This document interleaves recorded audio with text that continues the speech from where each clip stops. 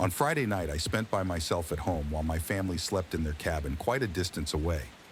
I'm used to spending time at home alone because this same situation happens frequently in the summer, especially when I'm working and can't get back from the cabin. I'm also used to our house's strange creaks and settling noises, so I'm not generally jumpy or terrified when I'm alone. My sister's dog was with me that night, so I was especially reassured that he was mostly responsible for any noises. If something were to happen, he would serve as a sort of guard dog, alerting me to any strange thing that would to happen at the same time.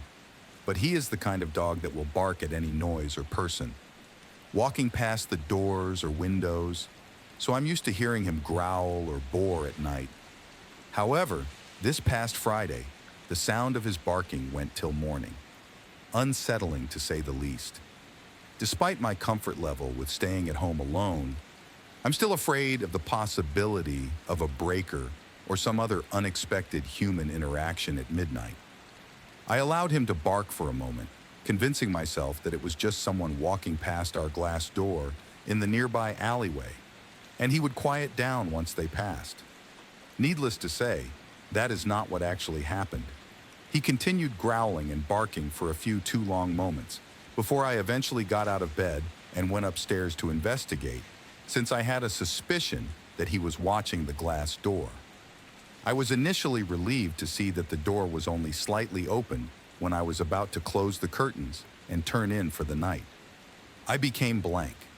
I'm a paranoid person with severe anxiety, especially when it comes to break-ins and things like that. I would never go home alone and forget to close the door. I'm sure of it. But at the time, I didn't let myself think about these facts or even acknowledge that I could not have left the door open because I knew it would send me into a spiral, possibly even an anxiety or panic attack. If I hadn't explained it in this manner, I would have closed and locked the door and used my phone's torch to confirm that it was locked.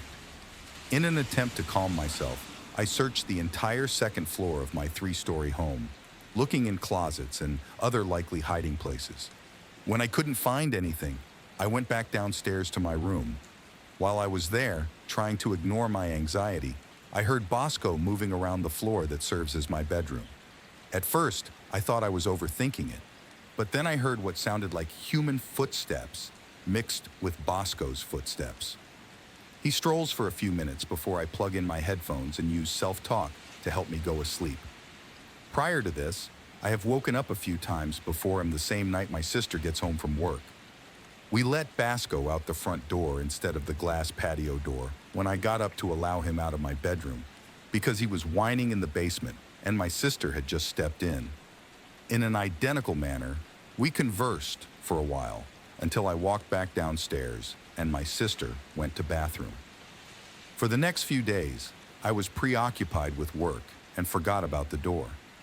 I didn't think about it until tonight, when my dad and brother stayed at the cabin and my sister and mom came home with me for a movie night. I remembered the door scenario from when we were choosing which horror films to watch, and I was telling it as sort of odd, nearly funny story, until my sister intervened, stating that the same night, around an hour after they arrived home, the door, which had been shut from the inside and had not been unlocked since earlier that night, was open once again. My stomach fell, and as soon as this was revealed, I began to shake. At first, we tried to rationalize why someone would break in without stealing anything and then go for 2 hours before leaving. Eventually, I realized that I might have locked someone in the house with me and forced them to hide upstairs while I searched the second level of our home. Perhaps she had let Bosco out and forgotten to close it. If they appeared again, hinting at their presence, then this hypothetical person would be locked up there now, aware that this home was not abandoned and that there was a dog who got here. My sister and I fled through the glass door when I was in the basement, and it happened at the ideal moment because they discovered the door was open again, much wider than when I had discovered it. It seemed like they were rushing out, so maybe they had left it open the first time to make a quick escape or to silence the commotion. The sound of it colliding into the door fray, either way, it ties together too neatly for me to dismiss it rationally. I know it's unlikely, especially since nothing has been missing. But there have been numerous reports of break-ins, trespassing, and simple breaking and entering in this small town, so it's not as unlikely as it might be in a larger city. I'm frightened by this and find it difficult to believe that someone could have entered my home while I was sleeping alone in the basement. However, there are too many coincidences that all fit together to ignore. In order to make this as concerning as it is okay,